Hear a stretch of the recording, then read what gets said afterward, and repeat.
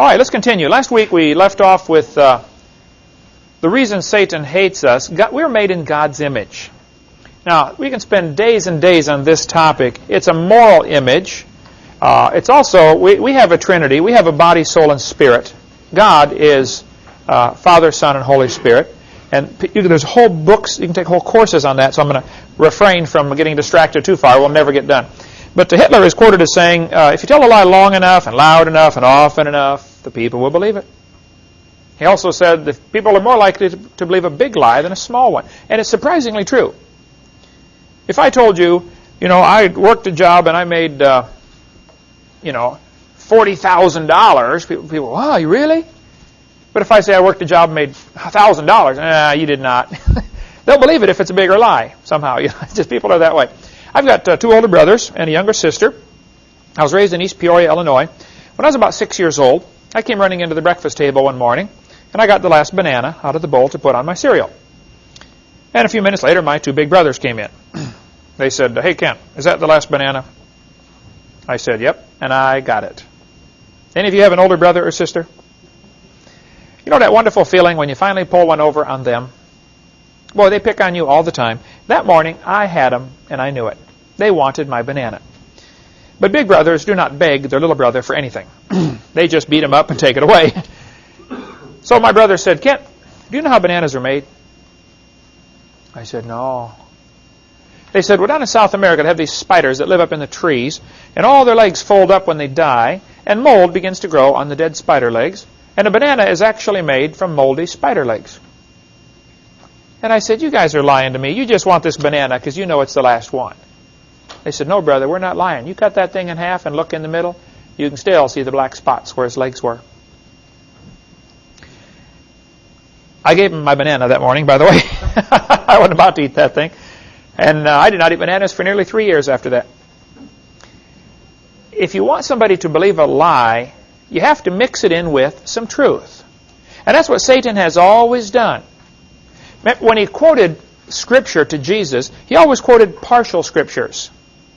If you read Matthew chapter 4, where Jesus is up on the mountain, being tempted of the devil, Satan's technique was always, and all the cults do the same thing. They quote part of a Scripture. They mix a little bit of truth in with their lie, and it's just a technique that it works. I mean, that's what they've been using for years for rat poison. Same idea. You mix two things together. Rat poison is 99.995% good food. There is very little poison in rat poison. If I gave you a glass of water with 2 drops of arsenic in it, would you drink it? Well, it's mostly good water, but it's the poison that's going to get you, right? Now, I'm afraid that television is about the same way. There might be a lot of good stuff on there, but there's little bits of poison in there once in a while it'll get to you. It'll absolutely destroy you if you're not careful. They always seem to have, people say, oh, it's a good show, it's only got a few bad words. Well, think about it now. It's a good show, it's only got a few bad scenes. This is the same idea, to slowly get into your mind.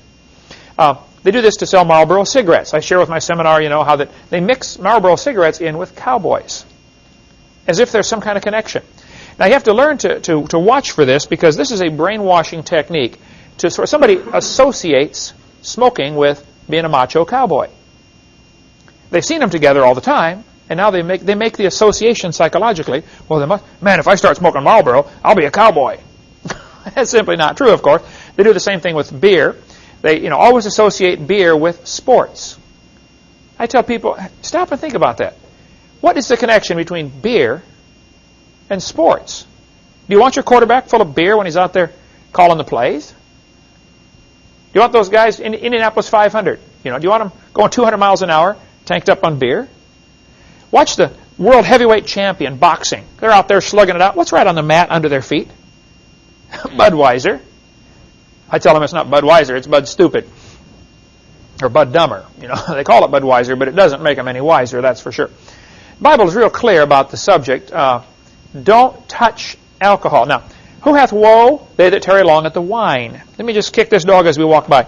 In the English language, we have some words that are kind of limited. For instance, we have one word, love, which has many different meanings. I love pizza. I love my wife. I love my dog. Those are different kinds of love. And we know automatically what you mean by the sentence it's used in.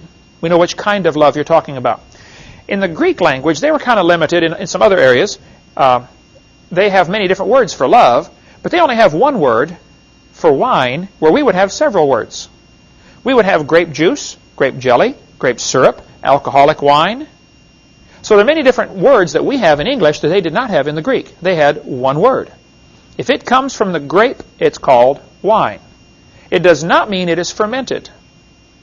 Which is why the Bible says in Proverbs 23, talking about they that tarry long at the wine, then you see in Proverbs 23:31, look not thou upon the wine when it is red. Now think about it. That means there is a time when it isn't red. It's still called wine, but once it ferments, if you read this passage carefully, when it's red, when it giveth his color in the cup, when it moveth itself aright, when it begins to stir itself as it ferments. So, some people say Jesus drank wine. No, he didn't. Not our kind of wine. He turned the water into wine, which was grape juice, and they drank it the same day. And Jesus could not have drank alcoholic wine because he would have gone against what the Scripture says. And he didn't violate any Scriptures. So the whole problem comes from the limited Greek language in that particular word, and English has more words to describe that. Anytime you translate, you have that problem. Tanya, you speak Russian, you try to, sometimes there just isn't a good word to put in for what do you mean by that? And sometimes it takes a whole sentence to describe what one word says.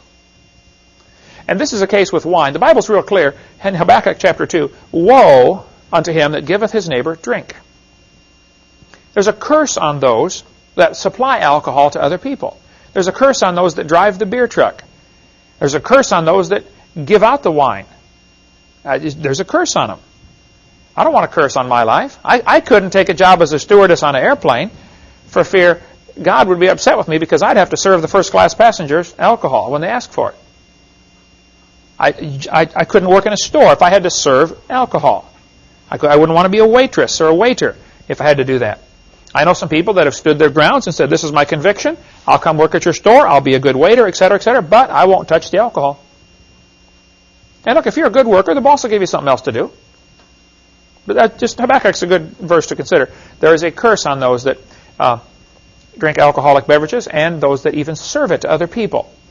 Now, I tell people, one kid said, what's the matter, Brother Hovind, don't you like beer? I said, I don't know, I've never tasted it. I'm 47, never had a drop in my life. I've had NyQuil a few times. And then he said, well, how do you know you won't like it if you don't try it? And I always respond by saying, well, that's a brilliant way to live. Let me ask you a question. Have you ever laid your head under a semi-truck?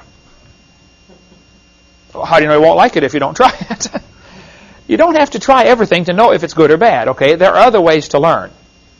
And any kid dumb enough to fall for that thing, well, you got to try it to know if you'll like it. Look, that's not, have you ever jumped off the building into the concrete head first? You ever poke your eye with an ice pick? I mean, no. You don't have to do things to know if it's good or bad. You can figure it out some other ways, One good way is to read what God's Word says. Another good way is to talk to somebody who's older. You get these 7th graders taking advice from fellow 7th graders. That's real brilliant. Man, ask somebody who's been around the block a few times. They can give you some wisdom. I like sitting talking to the old people, these 70, 80, 90-year-olds. It's unbelievable, some of the stuff they come up with. Just, they've been around, They've learned a few things. What's happening, though, the idea of mixing good and bad together is exactly what's happening in our textbooks. Science textbooks, and I have a huge collection of them, there's a lot of good science in them, okay? But there's some poison mixed with it. If you analyzed rat food, you would find out it's mostly good food. And I'm not objecting to good food. It's the poison that's bad. And I'm not objecting to science, but it's the poison mixed in with the science. And this is how they get by with it. They will say, oh, the book's awfully good. Yeah, but what about the poison in there? Let me show you something. Here's a first grade textbook. They tell the kids in first grade, Earth has changed much since its formation 4.5 billion years ago. They start off with a first grader telling him the Earth is 4.5 billion years old. Now, this is the teacher's edition. So what I'm showing is what's in the margin for the teacher to teach the kids. Teach the kids the Earth is 4.5 billion years old. Now, if you tell that to a first grader, he's going to believe you. Don't you think it's reasonable that the first grader should be able to go to school, listen to the teacher, and believe what they say? I mean, they ought to be able to, shouldn't they? So the humanists know in order to get their religion believed by the majority, they have to start with the kids when they're really young. Start in first grade. They tell them again in second grade. Since its formation 4.5 billion years ago, Earth has changed. At the bottom they say life too has evolved on Earth. Now right here we've got to take some time, and one of the quiz questions next week will be the 6 different meanings of the word evolution. This is how the kids get confused every time. I have learned the hard way, after doing, 46 debates now and over 4,000 radio and TV call-in talk shows, if you want to win a debate on evolution, it's very simple. You first define the word. When somebody says, do you believe in evolution? You have to say, what do you mean? Because there are 6 different meanings to the word. Number 1, we have cosmic evolution, which is more commonly known as the Big Bang. Has anybody ever observed a Big Bang produce anything orderly? If best I remember, Big Bangs produce big messes. Ask the folks in Hiroshima that survived that Big Bang about 60 years ago, right? Ask the folks in Iraq that survived all the Big Bangs we sent over there, several years ago. Cosmic evolution would be the origin of time, space, and matter. Remember we mentioned how God is a Trinity from Genesis 1:1. In the beginning God created the heaven and the earth is a reference to time, space, and matter. Right there in Genesis 1:1. The Big Bang is an alternative, substitute way to explain how we got time, space, and matter. The Bible starts off and says, in the beginning, God. Now, if you can believe those first 4 words, the rest of the Bible's easy to believe. God created time, space, and matter. According to the evolution, the Big Bang created time, space, and matter. They attribute the same characteristics that God has to Big Bang, able to produce time, space, and matter. The second definition of the word, after the Big Bang supposedly exploded, the Big Bang, according to the evolutionists, would produce hydrogen and possibly a little bit of helium. The sun is hydrogen and helium. The question then would come, how do we get the other elements? Where do we get lithium and carbon and oxygen and neon and all these 92 elements plus the synthetic ones we have? Where do we get these elements? You'd have to have really billions of years of chemical evolution. Now, the answer the evolutionists often give to this one is, well, stars are so hot, they're able to produce higher elements from just the heat. Okay, well, where did the energy come from then? You're going to have either matter or energy, one or the other. I mean, yes, stars do produce a lot of heat and sometimes produce other elements, some of the higher elements. But all of the reactions we see in nature, we see uranium decay to lead. Potassium decays to argon. They're all downward. We don't see any upward ones without enormous energy input. So the question is, how did we get the higher elements? They don't talk about this hardly at all, but it is a real serious obstacle. You'd have to go through a stage of chemical evolution. Then after that, you'd have to have stellar, which means stars, stellar and planetary evolution. How did the stars form? I mean, you walk outside, you take a look, there's a lot of stars up there. Estimates are every person on Earth could have 2 trillion of them per person. So, where did they come from?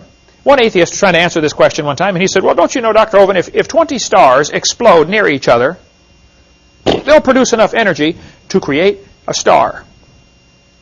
I said, well, think about it. You got to lose 20 to gain 1? You sound like a Democrat trying to borrow your way out of debt. If you're losing 20 to gain 1, it looks like a losing proposition to me, doesn't it? First place, nobody's ever seen that happen. It's just theoretical that it could happen if 20 exploded. That's just all theoretical. Nobody's ever observed it. Now, since science deals with what we can observe, we can test, we can demonstrate, this part of evolution is not science. It's part of their religion. It would have to happen, though. It'd have to happen a whole bunch of times. I mean, trillions of times, because there's a lot of stars up there. Number 4, you'd have to have organic evolution. That is basically the origin of life. How did life get started from non-living material? We will cover a whole lot more on that experiments they've tried to do to create life in the laboratory. Back when we get to what's on my video number 4, it'll probably be several years before we get there at the rate we're going in this course. But we cover the origin of life. It's absolutely hasn't happened. Nowhere close. One student, I was in a debate one time at University of West Florida, and this smart aleck student stood up and he said, "Now, Dr. Hovind, what would you say if a bunch of intelligent scientists someday create life in the laboratory?" I said, well, first place, they're absolutely nowhere close to it. They can't even get the amino acids to stick together very good. And that's just a small building block. I said, secondly, I would have to say, if a bunch of intelligent scientists produce life in the laboratory, that would prove it takes intelligence to create life, which is what I've been saying all along. It would actually prove creation, wouldn't it? It certainly wouldn't prove evolution. It wouldn't prove it could happen by itself, by chance, over billions of years. And it hasn't been done. They're absolutely nowhere close. Step number 5, you would have to have macroevolution. This is the origin of major kinds. There are quite a few different kinds of animals. Where did they come from? When you get into a discussion on evolution, I would encourage you to avoid using the word species. The Bible says the animals will bring forth after their kind. Now just stick with what the Bible says and you'll be fine. Because if you get into a discussion on species, somebody's going to prove to you that a dog and a wolf are different species. And well, by our classification system, they are. There's Canis lupus and Canis domesticus, and they're different species. I point out, well, they're interfertile. A dog and a wolf can breed and produce puppies, so there really is no good solid definition of species. I would say there probably also is not a good solid definition of the word kind. But if you put a dog, a wolf, a coyote, and a banana on the table and bring in a 3-year-old and say, which one is not like the others? He could probably tell you, it's the banana, right? A horse and a zebra are the same kind of animal. It's obviously not like a tomato, right? I'm not sure exactly where the border is between the different kinds. There probably is a little room, and that'd be a good area of study. That's an area worthy of study. But it's pretty obvious when there are different kinds of animals. Most of the cases are clear-cut obvious. Some are a little questionable. Okay, we can study the fringe if you'd like, but let's not waste time focusing on the fringe. Let's look at the bigger picture. The 6th and final definition of evolution is microevolution. That is variations within the kind. Now, this one is scientific. This happens all the time. That's what farmers do for a living, isn't it? They try to produce a particular breed that's good for their particular area. You know, if they happen to live in cold climates, they try to get a cow that can survive the cold climate. Down in Texas, where it's hot, they produce the Brahma bull, you know, it can stand the heat. Then you get the Angus that has real good beef. And so when you're in a right kind of temperature area, you combine the two and get a Brangus, which has both heat resistance and good beef. Farmers spend a fortune trying to develop a variety that's good for their area. Even varieties of cotton for certain kinds of soil. But see, variation within the kind, I actually object to the word microevolution because that's what confuses the kids. But they're using it anyway, so we're kind of stuck with their term, okay? See, when they define the terms, it makes the argument a little tougher. The first 5 are religious. They have never been observed. I did a debate in El Paso, Texas a couple weeks ago, and first thing I did, I gave the 6 different meanings of the word evolution. I said, now folks, number 6 is scientific. I wouldn't argue about that. Bacteria become resistant to drugs after a while. I won't argue about that. It's still a bacteria. Roaches become resistant to pesticides. It's still a roach. And there's a limit to the variation. They probably never will become resistant to a sledgehammer. Okay, there's a limit in there someplace, right? So what's going to happen? Scientists or evolution teachers are going to give thousands of examples of microevolution, which is indeed true. And then they somehow, by association, make the kids believe that all 6 of those go together.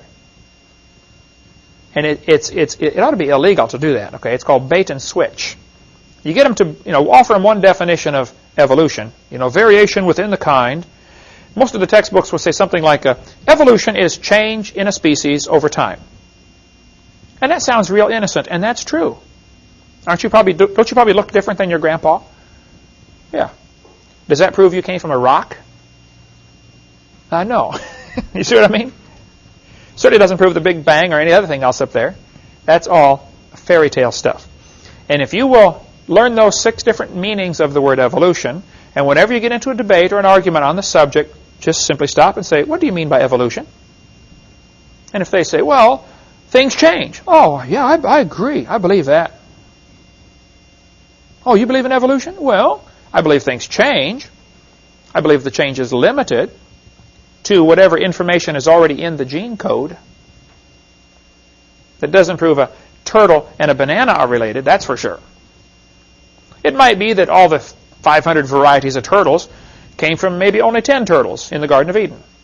I don't know how many kinds God made. And today there's probably a lot of new varieties, but still, there's still a turtle. So be very careful. You can win the argument every time, and you got to watch for it, because they will constantly try to blur the border between micro and macro. And they're missing the entire point of the other phases of evolution. Those are the 6 meanings. And if you just keep hammering on that, eventually they'll either get mad and go away, or they will get converted. Because that, to me, is the whole crux of the argument. The teachers are taught, in the teacher's manuals, be sure to stress that the earth is billions of years old. Make sure the kids believe this. If I told you a dog came from a rock because somebody gave it a pill, that's stupid, right? But in the science textbook, they teach the dog came from the rock over billions of years. So if it happens slowly, maybe that happened. It's still a fairy tale, okay? It doesn't happen. Time's not going to change it. You say the man flew through the air, like on some kind of fairy tale. Well, it's obviously a fairy tale if the guy goes flying through the air. What if he goes slowly walking through the air? Is that less of a fairy tale? The whole thing that happens with evolution is they try to hide behind billions of years ago, as if that'll make a difference. And it doesn't make any difference. Okay, the first law of thermodynamics. The word thermo, where we get our word thermometer, means heat. We will ask you to define thermodynamics. Dynamics is where we get our word for dynamite, which means power. So thermodynamics is heat power. One of the universal laws, the first universal law here, thermodynamics, tells us matter cannot be created or destroyed. If you change something from one state to another, you burn the tree, you change it into ash and energy. In the process, something is lost that can never be regained. When you burn the gasoline in your car engine, if it's really tuned up well, is probably about 30% efficient. Most of the exploding gasoline, the energy in there is wasted as heat. That's why you have to have a radiator to keep the engine cooled down. If you could get an engine 100% efficient, it'd get 500 miles to the gallon. But so much is wasted as heat. Your body right now, we're in a room that's about 70 degrees and your body's 98 degrees. All that extra heat is heating the room, which eventually will go out and heat the yard, which eventually heats up the world and dissipates. And it's lost, cannot be regained. So the first law of thermodynamics says matter cannot be created or destroyed, which raises the obvious question, what started it all? Had to start someplace. Let's take about a 2-minute break. Stand up, turn around, stretch. So the word thermodynamics simply means heat power. There are 3 different laws of thermodynamics. We'll get into the first and second one. The third one, I don't remember what it was. Nobody ever uses it anyway. But it's one of those things you learn in physics class and then you forget. But if matter cannot be created or destroyed, and sometimes this is phrased a little different, but this is the same concept. Basically, it says it can only be changed from one form to another. You can change matter to energy. I can burn a piece of wood and turn it into heat. It's very difficult to change the energy back to matter, though it can be done. But there's such a loss. Every time there's a loss of irretrievable energy that eventually everything will experience what is called a heat death. The universe will all cool down. It'll be uniformly cold everywhere. Now, since matter cannot be created or destroyed, this leaves us 2 choices to explain how the world got here. We are here. So there are only 2 choices of how we got here. Number 1, somebody made this world. And this is where you get into, okay, who made it? Well, there's all sorts of options there. Is it Allah or Jehovah or God or Buddha or whatever, That's where you get into all the different religions of which one is right. But the fact is, it basically breaks down into two categories. Somebody made it, or it made itself. Now, if you want to say it made itself, well, then you're in the category of there is no God, the atheistic category. If you're a theist, a person who believes there is a God, then you would have to then start to figure out, okay, which God? And what's he like, and why did he do it? You know, those kind of questions. There are some people who would create a third category. They would say, oh, we're not really here at all. We just think we're here. I think you can forget about those folks, okay? We are here. So either somebody made it like the Bible says, God created the heaven and the earth, or it made itself like the humanists say. The Humanist Manifesto, 1933, first plank was, humanists regard the universe as self-existing and not created. Now, the Humanist Manifesto was rewritten and revised in 1973. That's the Humanist Manifesto 2. That might be a good question. Humanist Manifesto, 1933. One of the signers of the Humanist Manifesto was a guy named John Dewey. John Dewey went to, I believe, Vermont and became the leader of the Teachers College. Under his direction, they produced many humanist leaders who went off and became leaders of major colleges and universities around the world, which then turned out thousands and thousands of humanist-believing teachers, which then went out and took over the school system. Education was infiltrated. To a large part of the blame can go on John Dewey, who was one of the signers of Humanist Manifesto, 1933. So we'll get into education more, but John Dewey and his philosophy of humanism, see, really boils down to this. If there is no God, then we better get together and figure out how to run this world, because it's up to us. Right? So we end up with man's wisdom. Twice in the Bible, it says, every man did that which was right in his own eyes. Well, if there is no God, then how do you decide right from wrong? I often ask people, you know, if they believe in evolution, I say, well, how do you tell right from wrong? Think about it. What is sin, if evolution is true? There's no way to tell, is there? You don't have a standard, nothing to measure it against. But the humanists believe the universe is self-existing and not created. Well, this, of course, is rather difficult to believe, and the devil knew it would be hard to believe. So he had to think up some way to sound scientific that the world could make itself. And over the years, many theories have been proposed to explain how the world can make itself. There's been the nebular hypothesis, was real popular for a long time. The current one today is called the Big Bang Theory. How many have heard of the Big Bang Theory?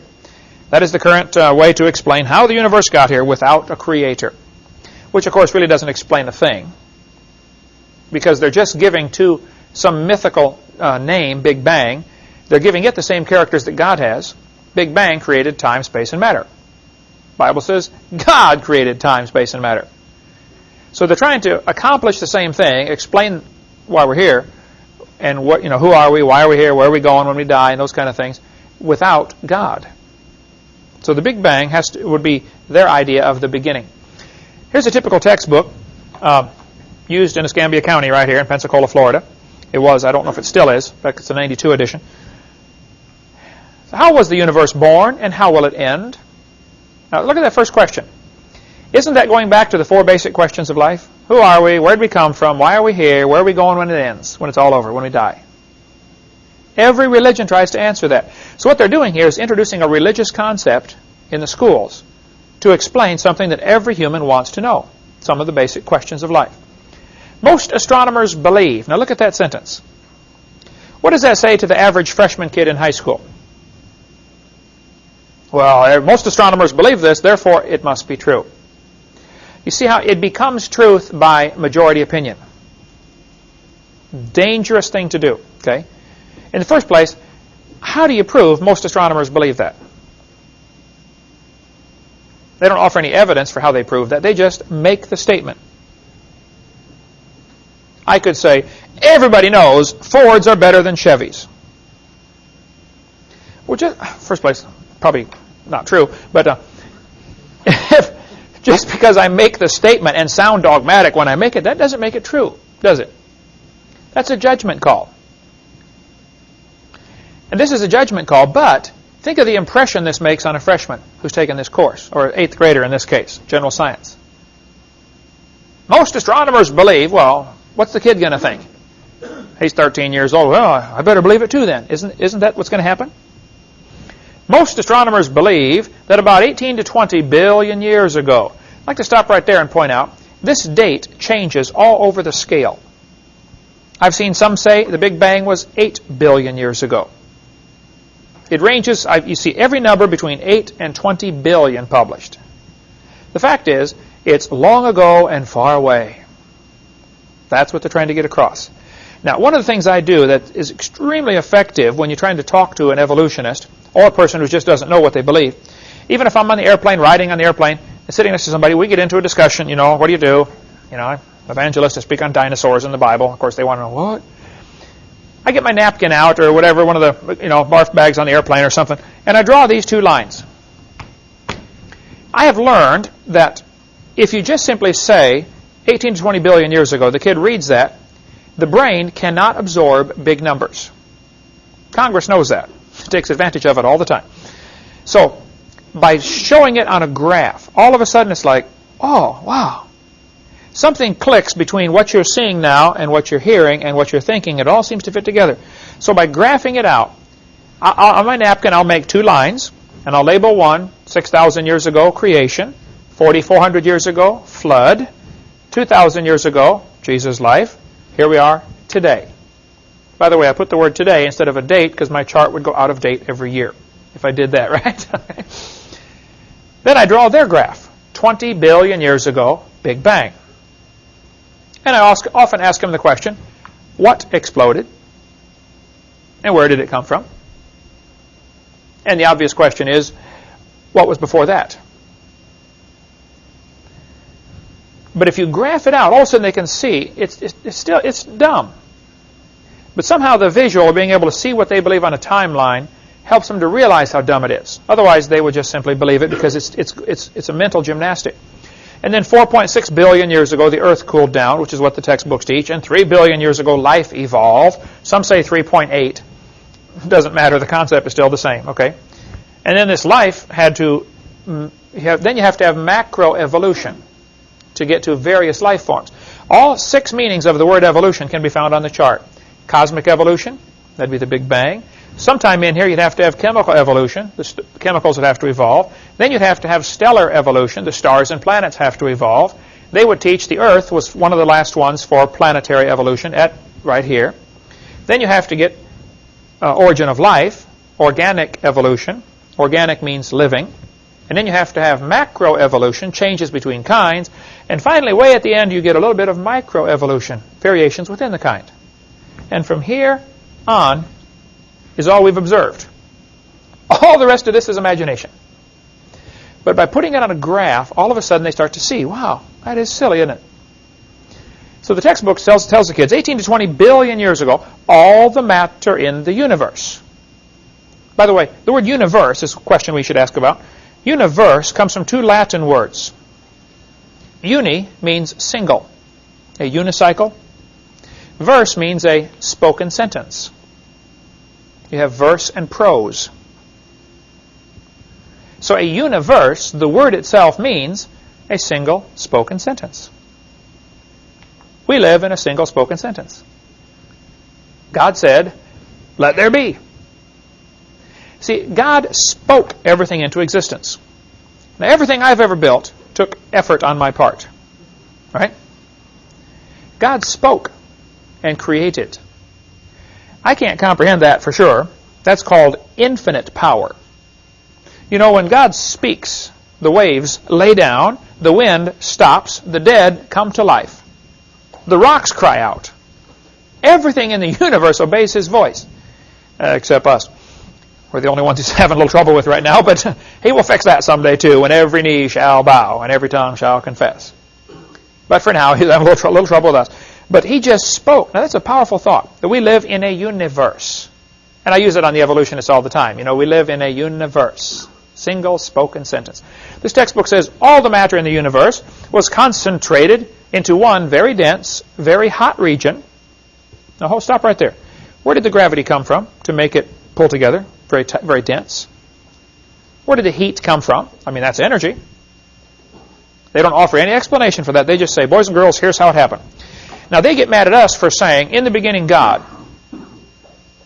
Where did God come from? Okay, stop right there. Where did your matter come from? Where did your energy come from? Where did your gravity come from? They don't have any answers either, do they? It's just as much a religion as what we have. The point is, both are religious. The problem is, this religion is tax-supported. That's why I offer in my ministry $250,000 for anybody with any real, hard, scientific evidence for evolution. I get lots of letters because of that offer on my website. Even the billboard we put up in St. Louis, right next to the St. Louis Museum, where they have the temple to Darwin, basically is what it is. People would say, oh, no, of course we can't prove evolution. Can you prove creation? Ha, ha, ha. But that's exactly what I want them to say. I respond by saying, no, I cannot prove creation, and you cannot prove evolution.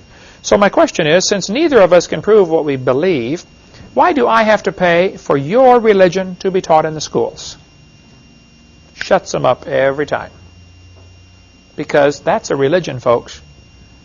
You believe 20 billion years ago, all the matter in the universe was in a very tiny dot, smaller than a period on a page? What would it take to put all the matter in the universe into a dot the size of a period? That'd take a lot of pressure, wouldn't it? This is fairy tale stuff. But somehow, remember, if you tell a big lie, people are more likely to believe it.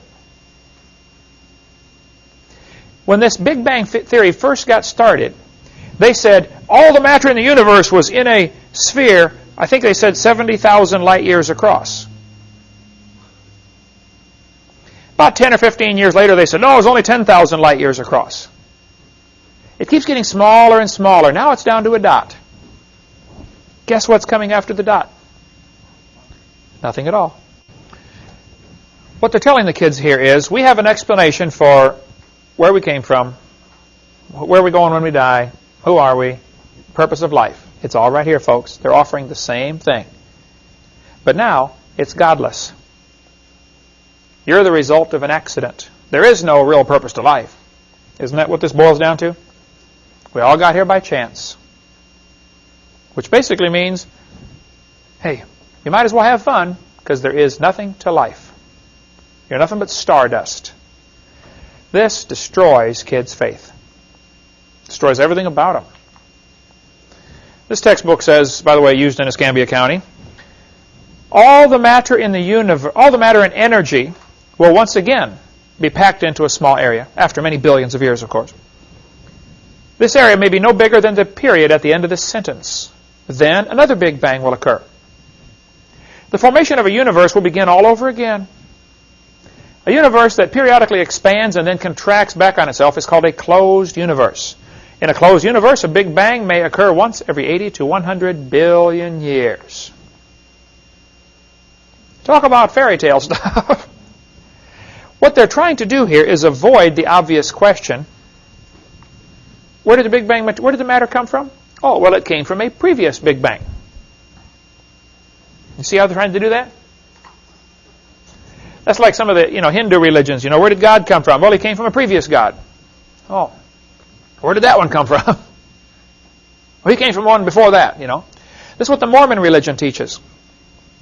They teach, as I am, God once was. As God is, I shall be. It's one of their slogans. They teach God was a man, like us, and if you're a good Mormon, you get to go be a God someday and start your own universe. So it avoids the ultimate question of how did it begin? Oh, it's just always been. It's always been. That's what they're trying to say here. 18 or 20 billion years ago, there's going to be a Big Bang. There was a Big Bang, and then in another 80 billion years, it's going to close up and start over again. This textbook says nothing really means nothing. This guy's real smart, right? He said not only matter and energy would disappear, but also space and time. However, Physicists theorize that from this state of nothingness, the universe began in a gigantic explosion. Now here we have 16.5 billion years ago. I told you the number ranges all over the scale from 8 to 20, right? Remember, it started off as a big dot, 70,000 light years across. Now it's down to a dot. Now it's down to nothing.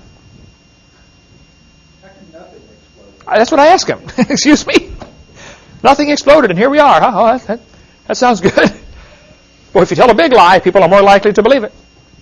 Do you understand how many millions of Americans believe that? Do you understand how many kids got taught that and believed it today in our school system within 10 miles of where I'm standing? Think about it. Think about the ramifications of that. If a kid believes that, what's his image of himself? I'm nothing but dirt, nothing but chemicals. See, the Christian image, you're made in God's image. God loves you. He's got a purpose for you. You get a bunch of kids believing that, there's no telling what they're going to do. One of the two boys that shot everybody in Colorado, both of the boys were strong believers in evolution and followers of Charles Darwin's teachings. One of them had on his T-shirt, natural selection, when they found him dead in the hallway.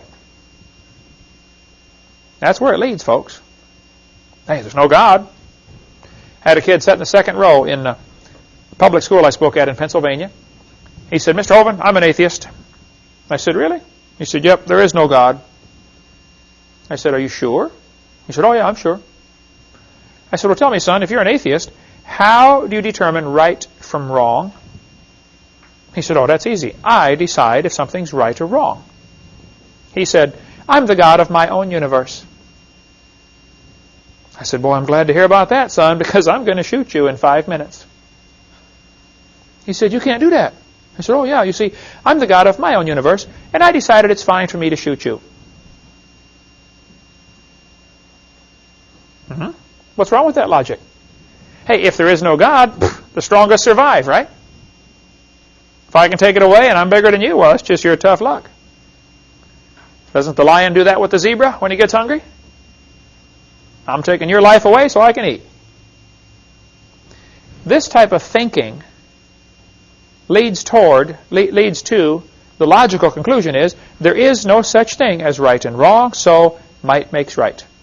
This kind of thinking leads to Adolf Hitler, Joseph Stalin, Pol Pot. We get into a lot more on that in video number 5 about how communism and Marxism and Nazism all ties in with evolution.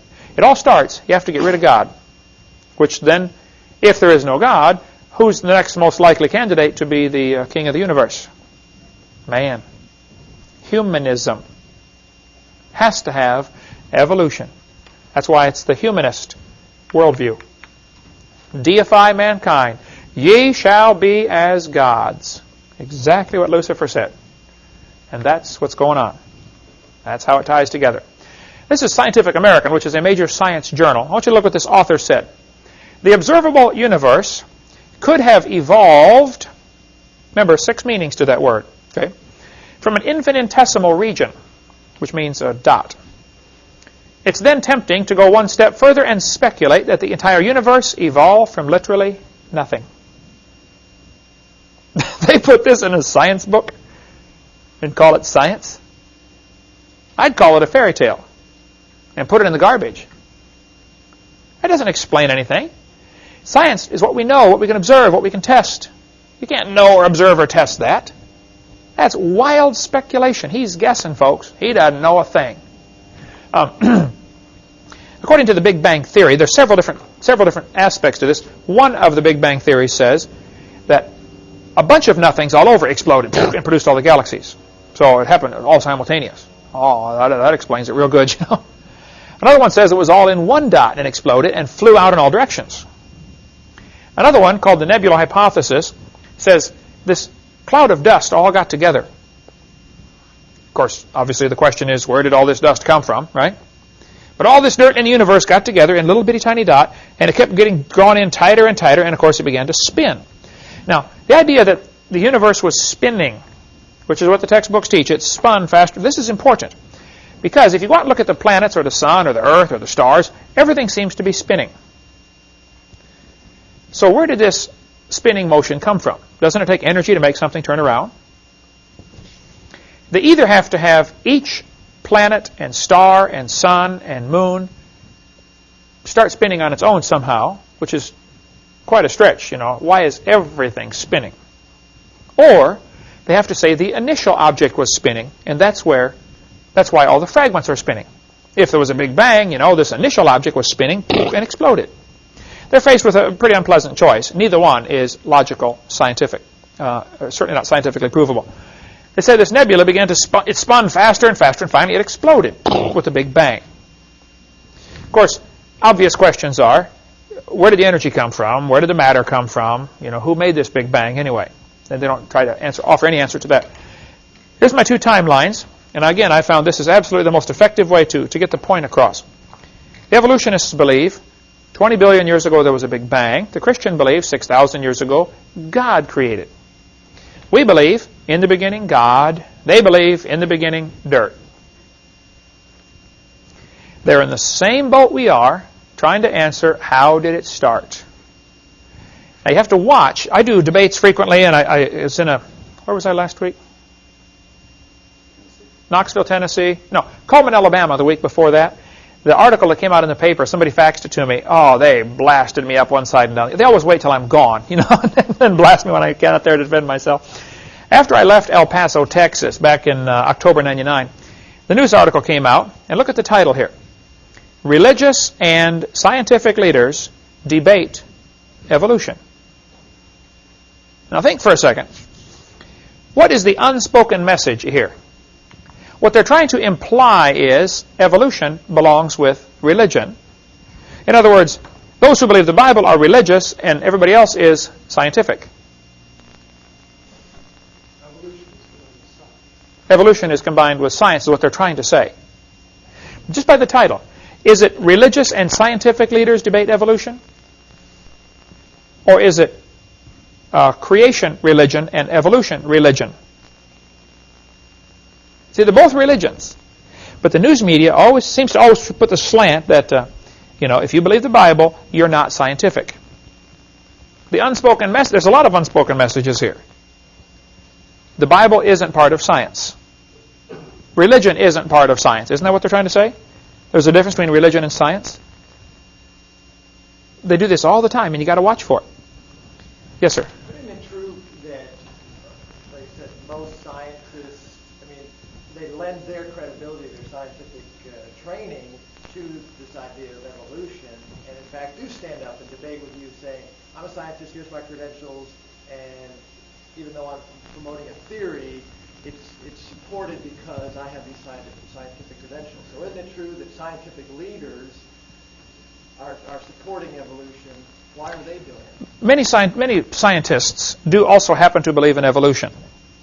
I could say some scientists drive Fords, some scientists drive Chevys. It doesn't mean the Ford has anything to do with science or the Chevy has something to do with science. The fact that he believes in evolution and also is a scientist does not mean there's a connection. And you got to be careful with that, okay? Everybody has a religious belief. Everybody has some kind of religious belief, okay? Even atheists. So the fact that a scientist happens to believe in evolution doesn't mean what he believes in is scientific. He's just mixing his religion with his science. Also, you have to watch. Who gets to decide who is a scientist? The word science means knowledge. So a person who is in the pursuit or study of knowledge is a scientist. Also, if you look at what happened in the Soviet Union, 10 years ago, if a teacher stood up in class and said, kids, I don't believe in communism. Capitalism is a much better system. What would happen to that teacher? Gulag, right? Siberia, you like snow, huh? Yeah, we can fix that, right? If they survived. Then the teachers get up in school and say, all teachers believe in evolution. Or all teachers believe in communism, or whatever. They try to use this. See, anybody who wants to use majority opinion as an argument, as some kind of evidence, red flags ought to go up all over the place. Hold on just a minute. Majority opinion doesn't mean a thing. You go to headhunting society, the majority believes it's okay to cut somebody's head off and eat them. Well, it doesn't mean it's right. And so what they do, they try to silence the opposition. Rather than using logic, they use intimidation. And if a scientist does not go along with what everybody else believes, he's likely to lose his job. A couple days ago, Dan and I sat in the living room of Robert Gentry in Knoxville, Tennessee, who worked at Oak Ridge Laboratories. He's a scientist. He was one of the world's experts on the disposal of nuclear waste. But he wrote all sorts of articles. They were published in all sorts of major journals until they found out he's a creationist. Right away, shut him off. Nobody will publish anything he writes anymore. Because if they do, then they're giving credibility to a creationist. And they want to be able to stand up and say, you creationists never publish in scientific journals. Well, yeah, we try, but you won't take our stuff. So that's like somebody standing up in the Soviet Union saying, well, hey, capitalists, there aren't any capitalist teachers. Obviously, it can't be good. I mean, that doesn't take a freshman law student to figure that out. That's not good logic. But the technique that the media uses all the time is to try to divide religion from science. We'll get into more when we get into seminar part 4 of how Charles Lyell did that in his book, Principles of Geology, clear back in 1830. He's one of the guys, there are many people in the early 1800s, who tried to drive a wedge between the Bible and science. The truth of the matter is, all of the branches of science were started by creationists. From 1600, 1700, all the major branches of science. I defy people to name me one advancement we have in scientific information because of the evolution theory. Is that why we have light bulbs, computers, plastics, space shuttles?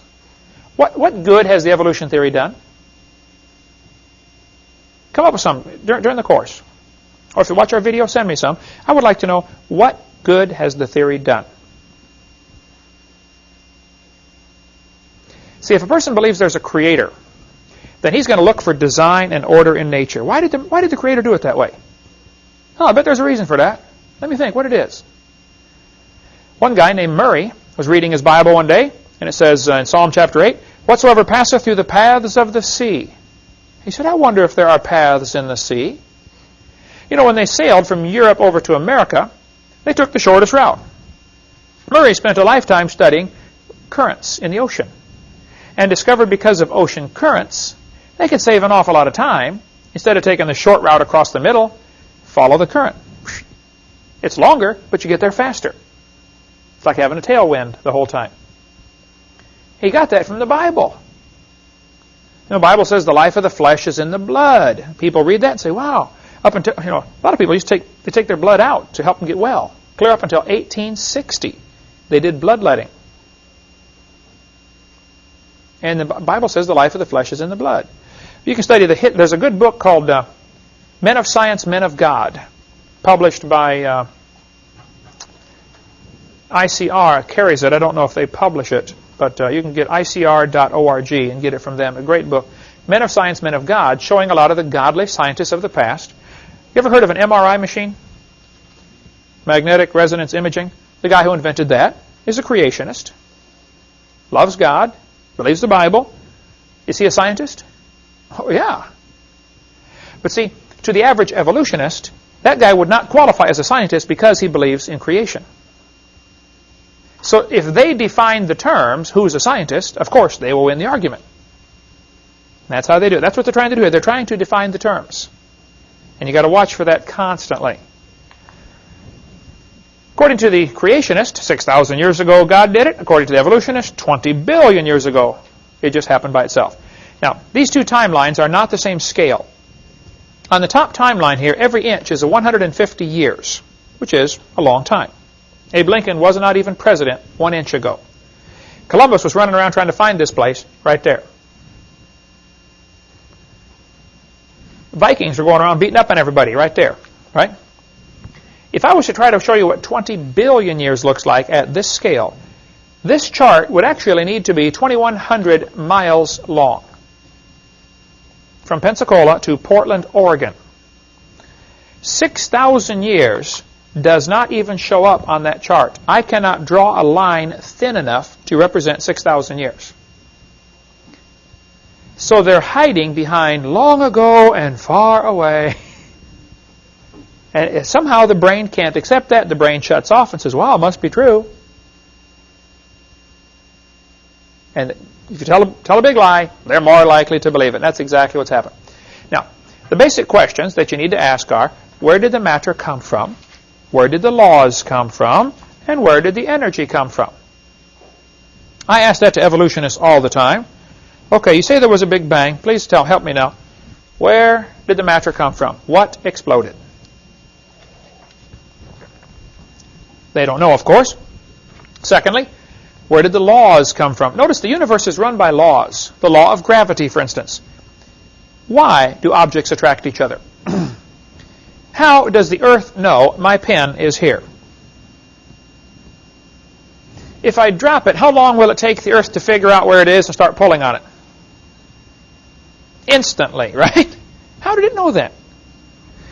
If I was somehow able to create something instantly from nothing, in the middle of the air, 100 miles above the Earth, how long would it take to begin falling? Where did this, what is gravity anyway? Give me a jar of it, would you please? Nobody has a clue what it is. We use it all the time, obviously, or you'd be sitting on the ceiling or something. But nobody knows what it is, and we still don't know why do we have this interesting force called gravity, or inertia, or centrifugal force. I mean, there are hundreds of forces in the universe. Where did they come from? Who made them? And why are they so precise? Thirdly, where did all this energy come from?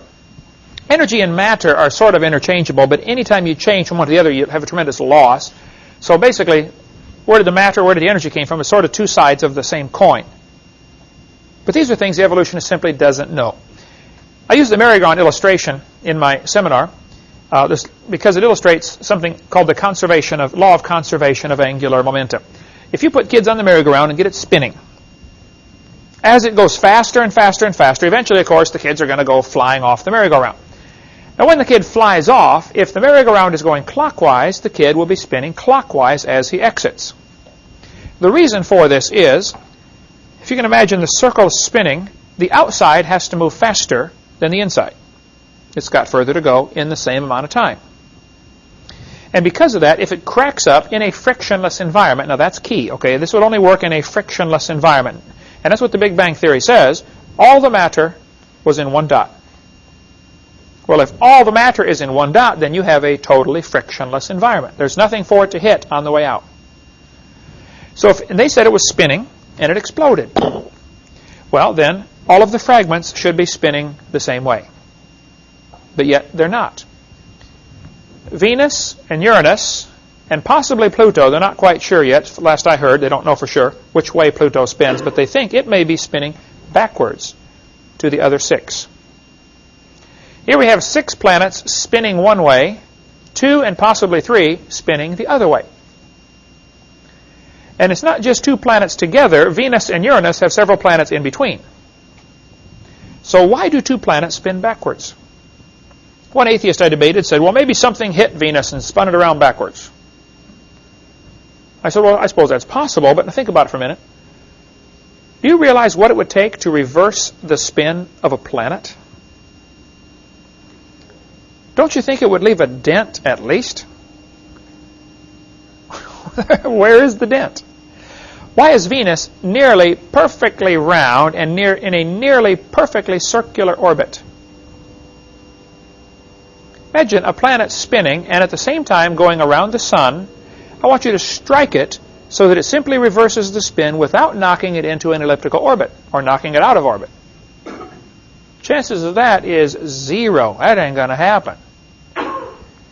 Then not only do we have that problem, we have at least 6 of the 63 moons. I think there are more moons now that have been discovered. But at this time, there were, in 1989, they knew about 63 moons. 6 of them are spinning backwards.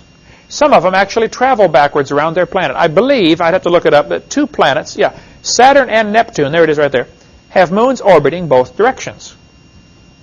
Here you got a planet. Some of the moons are going this way. Other moons are going this way. Now, as these moons pass each other, there's going to be a slight gravitational tug. How long can a system like that last before it slowly disintegrates? They drift off into space. Certainly not forever. You'd agree with that, right? Is there some kind of time limit here? I don't know what it is, but I would think logic would say, yeah, there's an obvious time limit. It can't have happened for billions of years. So if somebody says the universe was created 6,000 years ago by an all-wise creator, well, then this is no problem. Stuff like this poses no problem for the creationist, but I think it does for those who want to say it's billions and billions of years old. The Bible says, in 2 Peter 3, and in the book of Psalms, identical verse, part of the verse, says, the heavens shall pass away with a great noise. Might be a good bonus question if you can find out which psalm says the heavens shall pass away. So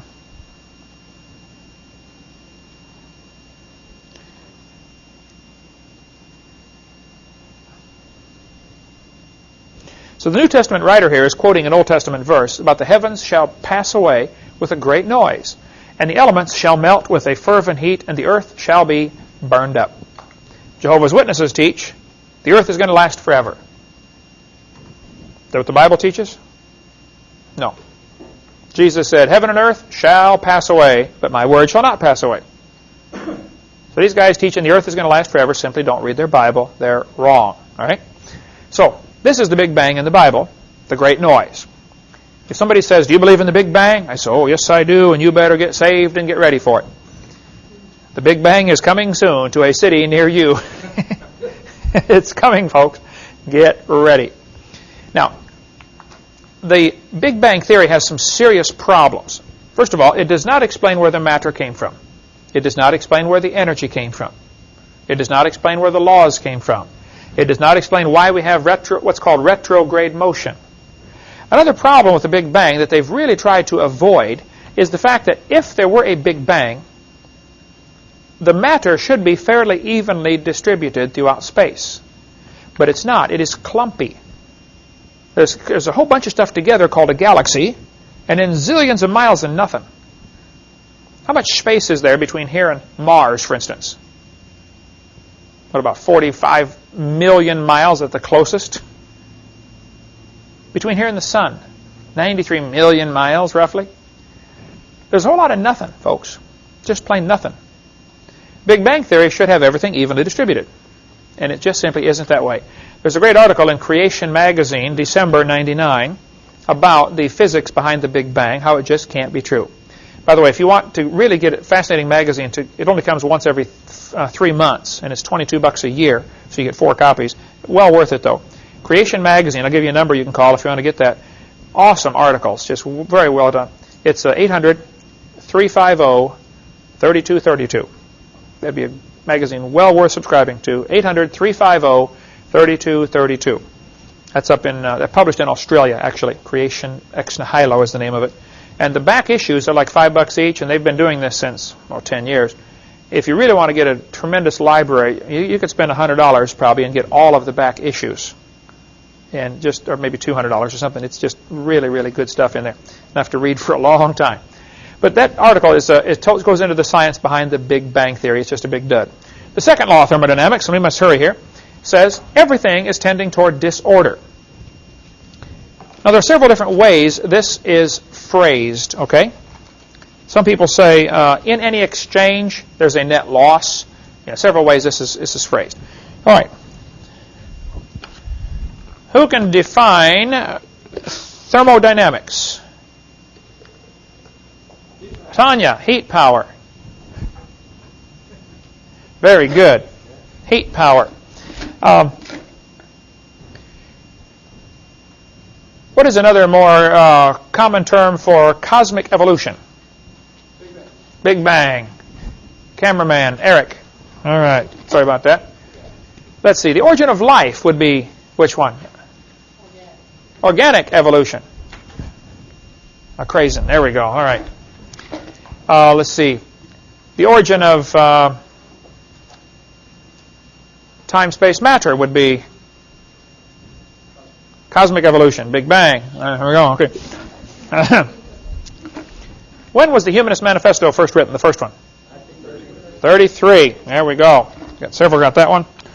1933. Oh, that's over there, end of the table. Don't eat that. Okay.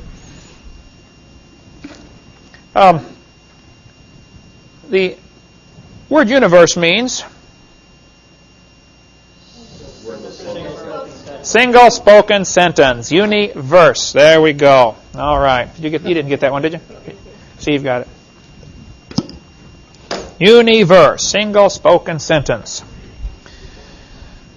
How many times did Lucifer say, I will? 5 times. Oh, hey, everybody got one. Go give everybody one. Okay. Give them one. Just one. I just want. You want them. Whet their appetite. Okay.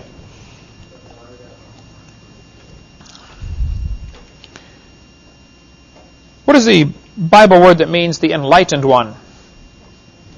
Lucifer. Very good. Right there. He got it right there, end of that table. Okay. Okay, so the second law of thermodynamics tells us, basically, it boils down to what it means is, if you leave something alone for a while, it's either going to rot or rust or die or fall apart or break down. Absolutely nothing improves with time. Everything is disintegrating. Just take a look in the mirror and you will see, okay? Wrinkles, things just fall apart, right? Now, the Bible teaches that in Hebrews chapter 1. The heavens are the works of thy hands. They shall perish. They wax old as doth a garment. I believe this is also repeating one of the Psalms, if you want to find that one. There's an Old Testament reference that the New Testament author is simply reiterating what he said. Everything is basically wearing out. It'll wax old as doth a garment. Garments gradually wear out. The fibers slowly eat against each other and fragments fly off and make dust, and pretty soon it's real thin, and then pretty soon it falls apart. The universe is falling apart. This happens. You can see it. You can observe everything getting worse with time. Take a look at your hairdo when you wake up in the morning. You'll see what I'm talking about. Maybe you fellows can help me. I've been trying to figure something out for a long time. Been married 27 years now. My daughter's 20. Why does it take the girls an hour of hard work in the morning in order to look natural? If you're trying to look natural, get up and go to work. That's natural, right? No, that nobody wants to look natural. You don't want to smell natural either, do you? That's why we have whole sections of the store to sell stuff to overcome the second law of thermodynamics. Did you know nearly everybody in the world is employed because of the second law of thermodynamics? You are either fixing something that somebody else made because it's wearing out now and breaking, or you're building a new something because the last one broke, right? Really, if you think about it, that law employs just about the entire population of the world. We have to work to maintain. If you don't exercise, go work out. Second law of thermodynamics will take over. One guy said, I'm a bodybuilder. I'm building a big one. Look at this. That's just a fact of science, folks. Everything's falling apart. But I want you to see what the textbook says. HBJ Earth Science says humans probably evolved from bacteria. Now hold it just a minute. Which of the 6 meanings of evolution would that be? Macro. Changing from one kind to another. Has anybody ever observed that? No. Bacteria are still having babies, and they're bacteria, right? Humans have humans. Cats have cats. Nothing's ever been observed to indicate this is true. But this is in probably an 8th or 9th grade earth science book, where they tell the kids humans probably evolved from bacteria that lived more than 4 billion years ago. Now, in this book, they stretched it to 4 billion. As we go through the course, I'll show you lots of different textbooks. The number ranges all over from 3 billion to 4 billion. Now, if the universe began 4.6 billion years ago, by the way, in 1905, you can look it up in an old encyclopedia, they officially say the Earth is 2 billion years old. Just 100 years ago, they were saying it's 2 billion years old. Now they're saying it's 4.6 billion years old. Guess what it'll be in another 50 years? Something bigger number, right? The solution is always add more time. Back in 1770, they were saying it is 70,000 years old. The Earth is getting older, about 21 million years per minute, I believe. It's getting old fast. This textbook shows the kids a fossil starfish, and it says, nearly 3.4 billion years old, the remains of the early ancestors of modern human beings. Was your great-great-great-great-great-great-grandpa a starfish? Isn't this answering the question, where did I come from? Not very well, but that's what they're trying to answer, isn't it? Evolution is a religion that seeks to answer the four great questions of life. Where did I come from? Oh, I came from starfish. Look at this one. 30 million years ago, I stopped right there. I said, kids, let me translate that for you. What that really means is long ago and far away. It means a fairy tale is coming next. That's your warning right there. Fairy tale coming up. 30 million years ago, these creatures evolved. Now, there's that word again. It says they are ancestral to both humans and modern apes. Now, hold on a minute. Apes are still having babies, aren't they? Why don't they produce another human? Only this time, let's watch it. See how it happens long ago and far away, but it can't happen in the present? They're hiding behind something that cannot be observed. It's not science. What they're saying is, that's Grandpa. Now, subconsciously, what does this do to the kid? Well, I'm just an animal. So, if I have animal instincts, it's normal, it's natural. Can you see how this ties in? Barbara Reynolds figured it out. She's a liberal journalist. Your kids go ape in school? Here's why. Right there, she said, he's being taught evolution. Johnny, you're an animal. Really? This book used right here. Washington High School uses it. Tate High School uses it. Pensacola High School uses it. That book right now, they're using it now. You are an animal. Share a common heritage with earthworms. Oh, you mean I'm just an animal? Okay. And you wonder. Some of them make you wonder, don't they, you know? Here we sit back and wonder, why do the kids act like animals? Well, look what you're teaching them. And then the idiot news, when some kid shoots another kid in school, which is happening all the time these days. Last week. They jump on the gun control issue, don't they? They're trying to focus the attention away from the real problem, which is what we're teaching them. You ought to get some of the school books, or some of the articles about the 10 most common problems in school in 1870. Chewing gum. Late to class. What would the teacher's list now as the 10 most common problems? Guns in school. I mean, come on. This is all part of the plan, folks. There's a much bigger plan behind all this. The whole purpose of public education, free government education, was Karl Marx's idea. 1846 or 48, the Communist Manifesto. He gave 10 things to do to destroy a country, to make it communist. Number 10 on his list was free government education. 9 or 10. We can look at it. We'll get into more of that in video number 5, how this ties together. But we teach the kids they're an animal, and we stand back and marvel that they act like animals. If a kid thinks, I'm made in God's image and I'm going to stand before God someday, that may not stop him from doing every crime, but it'll sure help, don't you think? It can't hurt. Now, there have been a lot of horrible things done in the name of Christianity and in the name of various religions. I'm aware of all that. Okay. But if you tell all the kids there is no creator, you will never be judged for anything that you do. All he's got to do is figure out a way to get by. He's got to be more clever. That's all. Folks, this philosophy is so dangerous. Next week, we're going to talk about teachers can teach creation science in a public school. I spoke in 5 public schools last week. Perfectly fine to speak in, or 2 weeks ago, Perfectly fine to teach the Bible in public schools and teach creation in public schools. We'll cover that in the next lesson. Thank you so much. Dismissed.